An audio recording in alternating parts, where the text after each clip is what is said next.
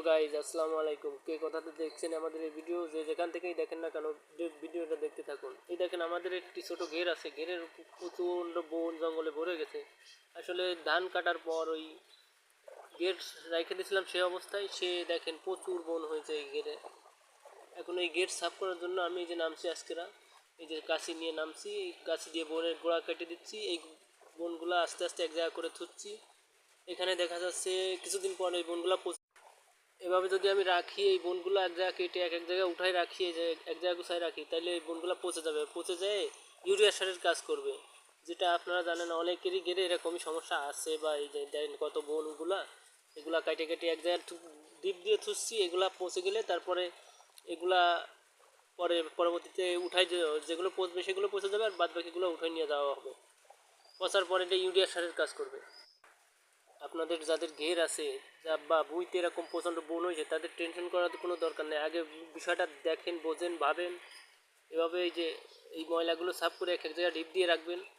রাখার পর দেখবেন যে এগুলা কিছুদিন সপ্তাহখানেক রাখলে এগুলো পচে যাবে। পচে যাওয়ার পর যেগুলো পচবে সেগুলো তো পচবে, আর যেগুলো পচবে না সেগুলো আপনারা উঠে বাইরে ফেলাই দেবেন।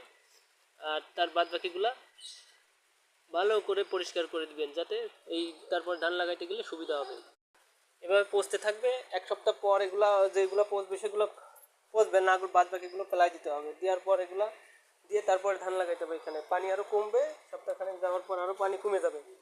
কমার পরে সেখানে ধান লাগাইলে সেই ধানগুলো সারের কাজ করবে, ময়লা পচে সারের কাজ করবে। যে দেখেন আমি পরিষ্কার করতেছি, পরিষ্কার করার পর এগুলো আছে আপনাদের ধাপে ধাপে দেখানো হবে। যে দেখছেন কত ময়লা হয়েছে, প্রচুর প্রচুর ময়লা, প্রচুর ময়লা।